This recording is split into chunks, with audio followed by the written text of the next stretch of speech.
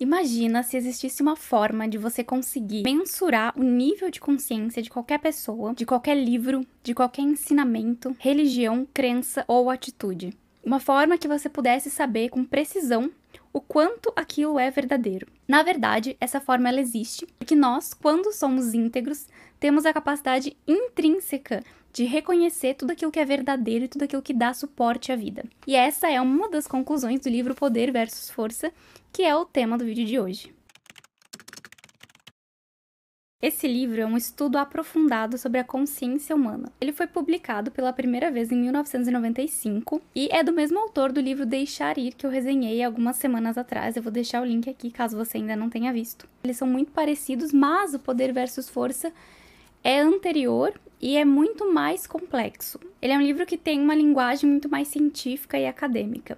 O objeto de estudo desse livro é a consciência humana, a consciência pura. E aqui foi quando o Dr. Hawkins apresentou pela primeira vez a escala dos níveis de consciência. Eu falei bastante sobre essa escala no vídeo sobre expansão de consciência, mas resumidamente é uma escala logarítmica que começa em 0, vai até 1000. Esses valores, entre 0 e 1000, são calibragens de diferentes níveis de consciência. Sendo que nível 1000 seria o nível máximo que se pode atingir na condição humana. Então, é o nível de Jesus Cristo e também do Buda. E seria, então, o nível máximo de verdade. Quanto mais para cima, mais próximo da verdade. Quanto mais para baixo, mais distante da verdade. Tudo que está abaixo do nível crítico de 200 é considerado negativo. Ou seja, está bem distante da verdade e tem efeito destrutivo nas pessoas. Então é tudo que é ilusório, todas as emoções negativas, os pensamentos negativos, os comportamentos destrutivos que a gente tem, o ódio, a amargura, o rancor, o orgulho, a vaidade, enfim. E o valor 0, ele seria o nada, né? O 0 é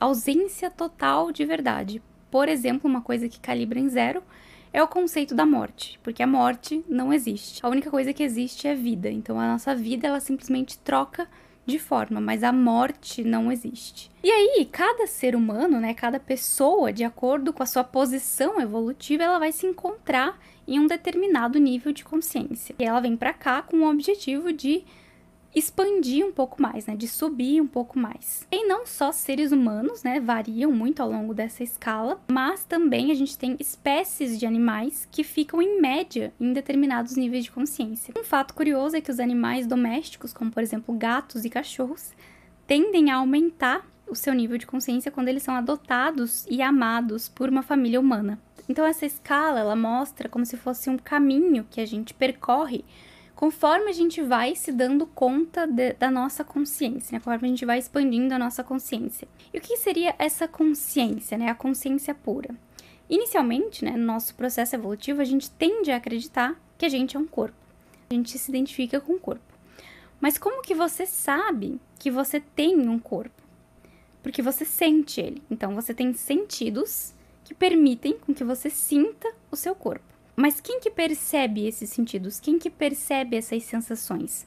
É a sua mente. Então, você tem uma mente que processa ali os seus sentidos e percebe as sensações e percebe o seu corpo. Bom, aí a gente tem que dar um passo para trás e se perguntar: mas quem está consciente da minha mente? Do que se passa na minha mente? Do que eu sinto, dos meus pensamentos? Se você for meditar, você consegue perceber que existe um pano de fundo que está além da sua mente, está além dos seus pensamentos. É algo que percebe a sua mente, que percebe os seus pensamentos. Alguns professores chamam de o observador silencioso, que é a consciência. Eu acho muito legal a forma como ele descreve aqui esse processo, e eu vou ler para vocês bem rapidamente. O que observa e está ciente de todos os fenômenos subjetivos e objetivos da vida. É a consciência em si, que é tanto consciente quanto a origem da experiência. Ambas são puramente subjetivas. A consciência em si não é determinada pelo conteúdo. Pensamentos fluindo através da consciência são como peixes nadando no oceano. A existência do oceano independe do peixe. O conteúdo do mar não define a natureza da água. Como um raio incolor, a consciência ilumina o objeto testemunhado. Portanto, sua descrição tradicional em toda a literatura mundial é como luz.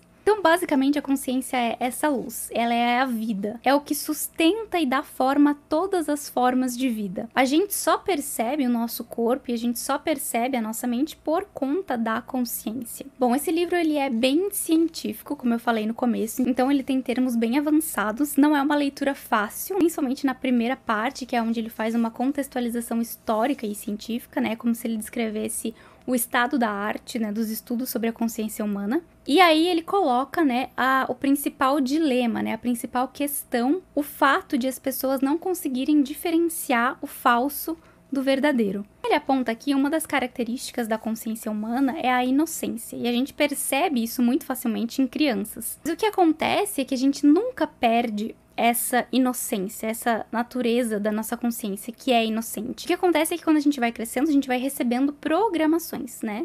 E a gente vai aceitando toda essa programação. Você não filtra as coisas. Então, os seus pais te passam um sistema de crenças e você absorve aquilo como sendo verdade. Você não questiona. Você simplesmente baixa ali, faz o download, instala e vive de acordo com aquilo.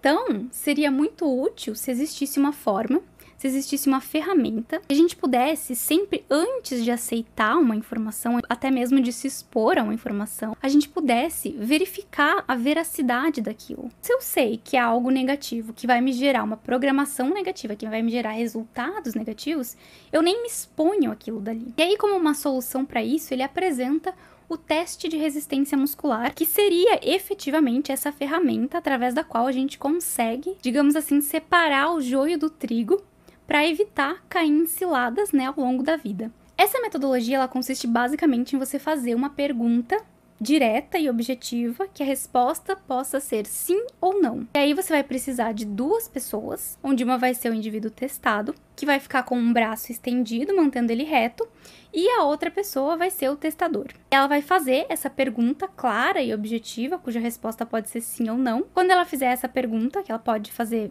verbalmente alto, ou ela pode simplesmente fazer mentalmente, o indivíduo de teste, que vai estar com o braço erguido, ela vai pedir para ele resistir com o braço para cima, e ela vai fazer a pergunta e vai pressionar com os dois dedos o braço dele para baixo. Se a resposta para essa pergunta for positiva, o braço do indivíduo testado vai permanecer forte e vai permanecer imóvel. Se a resposta para aquela pergunta for negativa, o braço dele vai perder força e vai oscilar para baixo. Se você assistir qualquer palestra do Dr. David Hawkins aqui no YouTube, você vai ver que frequentemente ele fazia isso no palco, né? Geralmente ele utilizava a esposa dele para fazer os testes. E ele geralmente, quando ele queria demonstrar a veracidade de alguma informação, né, ou de algo que ele estava falando, informar para a plateia enquanto aquela informação calibrava, ele fazia esse teste. Eles também faziam várias demonstrações, né, para provar a eficácia da metodologia. Então, eles chamavam pessoas no palco, pessoas aleatórias, pegavam vários envelopes, né, em um envelope tinha adoçante artificial e em outro envelope tinha vitamina C orgânica. E aí eles pediam para o indivíduo de teste, né, o que fica com o braço estendido, colocar aquele envelope sobre o plexo solar dele, e aí alguém ia lá e testava ele e empurrava para baixo. Em 100% dos casos, todas as pessoas que estavam segurando o envelope que continha o adoçante artificial, que é prejudicial para o nosso organismo, elas ficavam fracas, e as que estavam segurando o envelope com a vitamina C orgânica, que é algo benéfico para a gente, elas ficavam fortes. Isso demonstra que o nosso corpo, mesmo que a gente não tem acesso conscientemente a uma informação, o nosso corpo ele consegue reconhecer tudo aquilo que dá suporte à vida, tudo aquilo que é benéfico e verdadeiro. Bom, essa metodologia ela foi validada em diversos países com diversos indivíduos, então ela teve a sua replicabilidade comprovada, o que é uma exigência, né, no meio científico, mas existem alguns critérios para que um indivíduo possa fazer uso dessa ferramenta e ter resultados realmente precisos. Em primeiro lugar, o indivíduo ele precisa ter um nível de consciência acima de 200. E isso já elimina mais de 80% da população mundial, que ainda está abaixo de 200. E o segundo ponto é que a motivação para essa pergunta, ela também precisa calibrar acima de 200. Ela precisa ser uma motivação íntegra e precisa ser para um bem maior. Não pode ser algo egoísta, algo que vai beneficiar única e exclusivamente você. Então, por exemplo, você não pode perguntar se o número tal vai cair na Mega Sena. Essa é uma ferramenta que ela é muito bem utilizada, por exemplo, quando você está seguindo um caminho espiritual e você quer entender qual o nível de verdade, qual a veracidade de algum ensinamento. Então, um livro, de repente, que você quer ler, ou algum professor espiritual que você está interessado em seguir. Então, você pode perguntar se o livro X que você está pensando em ler calibra acima de 500. Se a resposta for positiva, você sabe que vale a pena ler. O Dr. Hawkins diz que tudo que está acima de 500 vale a pena a leitura, porque 500 é o nível do amor. Mas não só livros, né? Você pode calibrar professores espirituais, como eu falei, filmes, documentários, séries, músicas. Pessoas que pensam que as músicas não têm nada a ver, que elas não influenciam em nada, mas na realidade as músicas elas têm um poder imenso de influenciar o nosso humor e o nosso padrão de pensamento. Então é bem interessante você saber aonde tá, qual é o nível dessas músicas que você escuta, para saber se elas estão te puxando para cima ou te arrastando para baixo. De repente você pode utilizar a ferramenta também para te ajudar a tomar decisões na sua vida pessoal e na sua vida profissional, desde que, é claro, suas motivações estejam sempre visando um bem maior. Bom, e o próprio livro ele já vem, né, com a sua calibragem, ele calibra no nível de 850, tem uma calibragem bem elevada. E aqui no apêndice ele ainda traz a calibragem de cada um dos capítulos. Outro ponto bem interessante desse livro que eu quero destacar aqui é o conceito de causa e efeito, que tem muito a ver com o que a gente chama de manifestação. Como esse livro tem uma calibragem bem alta, ele traz tudo aqui para um, digamos assim, um nível superior. As explicações, elas são muito além daquilo que a gente costuma ouvir. Aqui ele apresenta esse diagrama do ABC, que vira ABC. E o que isso significa? Aqui no mundo, a gente tem uma percepção dentro do tempo, onde as coisas acontecem em uma sequência ao longo do tempo. Então, a gente enxerga que acontece primeiro o A, e daí o A causa B, e o B causa C. Primeiro eu fiz isso causou isso e isso causou aquilo. Mas na realidade, esse ABC, ele acontece simultaneamente. A gente percebe deslocado no tempo, mas eles acontecem simultaneamente. Antes de acontecer essa sequência que a gente percebe, aconteceu esse ABC junto no plano mental, digamos assim. Então ele dá o exemplo do Empire State Building, e ele fala que no momento que o edifício ele foi concebido na mente daqueles que projetaram ele já estava pronto, ele já estava feito, ele já estava consolidado. Toda a questão de aquisição de recursos e construção, que a gente percebe, né, ao longo do tempo, ela já aconteceu simultaneamente no momento em que ele concebeu aquele projeto na mente dele. Então, uma vez que a visão do ABC junto está consolidada, ele vai se desdobrar no mundo, ele já se desdobrou, né, mas a gente vai observar isso em uma linha temporal. E não só coisas, mas também situações da sua vida. O ABC que você tem na sua mente, no seu plano mental, ele pode ser um sistema de crenças. Ele pode ser um ideal. Uma vez que você mantém aquilo fixo na sua mente, aquilo ali é um padrão atrator. Eu não vou entrar em detalhes, mas essa questão dos padrões atratores é um tema bastante explorado dentro do livro, é bem importante, dentro da estrutura de estudo do livro, mas é um assunto complexo e você tem que ler para entender. Basicamente, cada nível de consciência tem padrões atratores que estão associados a eles. E esses padrões, quando a gente está sob a influência deles, eles controlam o nosso comportamento.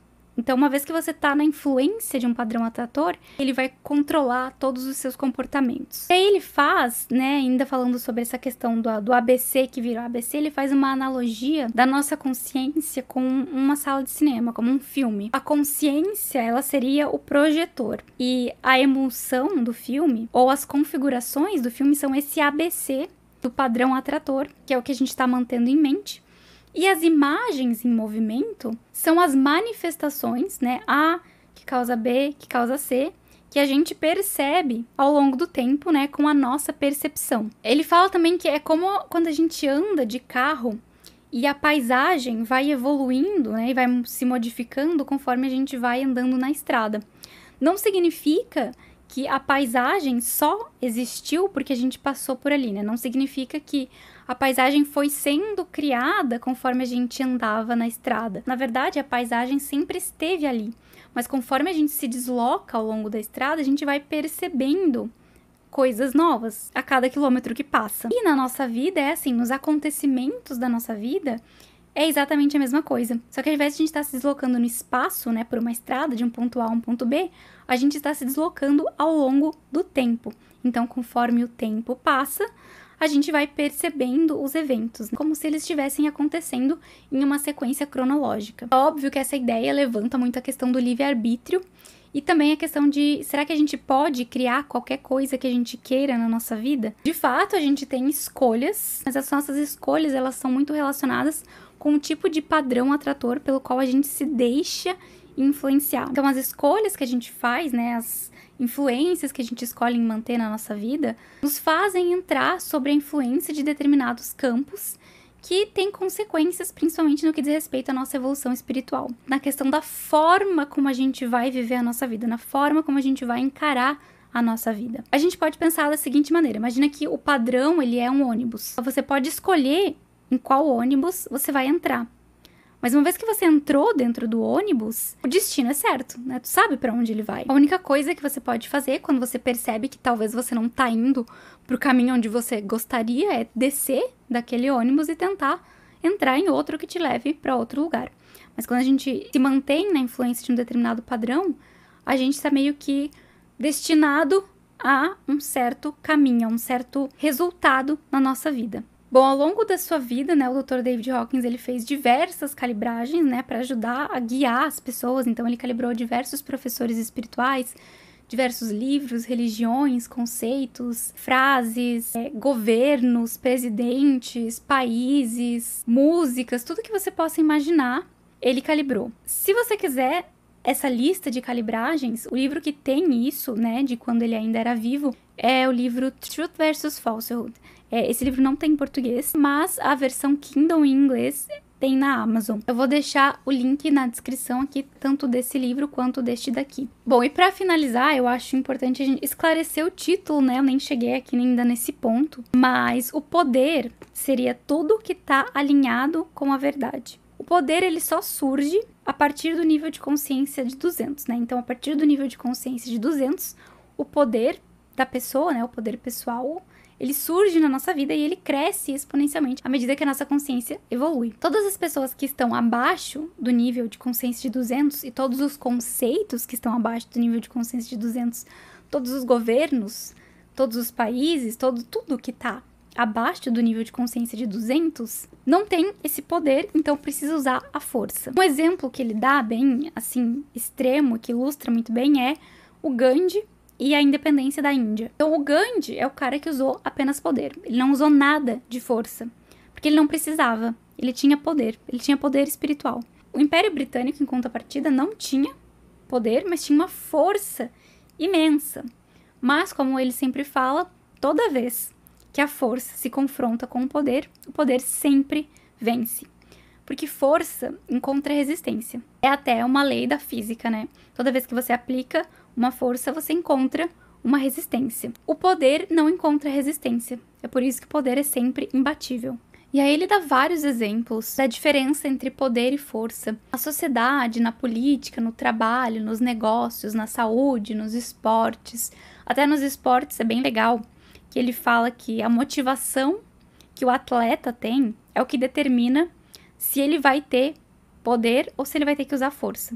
Geralmente os atletas que têm motivações elevadas, né, amor a seu país, amor pelo esporte, transcender limites humanos, enfim, todas essas coisas que são mais impessoais, né, e são mais elevadas, mais abrangentes, eles geralmente contam com muito poder e eles se destacam muito. E muitas vezes a gente tem atletas que são assim, mas a mídia tende a corromper muito os atletas, né? A questão da fama e do estrelato faz com que as motivações deles baixem dessas motivações elevadas para motivações egoístas, né? De autoengrandecimento. Isso faz com que eles percam drasticamente, né? Esse poder e, consequentemente, acabam perdendo a sua performance e todo o seu brilho como atletas. Bom, era isso. Esse é um livro com muita informação. Tô lendo ele pela segunda vez. Provavelmente eu vou ler mais vezes. É um dos meus livros favoritos. Acho que todo livro que eu resenho aqui eu falo que é um dos meus favoritos. Espero que vocês tenham gostado. Me contem aqui nos comentários se vocês já leram e o que vocês acharam disso. E se você gosta de livros sobre mentalidade e desenvolvimento pessoal, eu tenho uma playlist aqui no canal só fazendo esse tipo de resenha desses livros. Todo mês eu trago aí um livro novo pra gente conversar. Então, se você gostou, não esquece de deixar um like, já se inscreve no canal. Um beijo e até o próximo vídeo.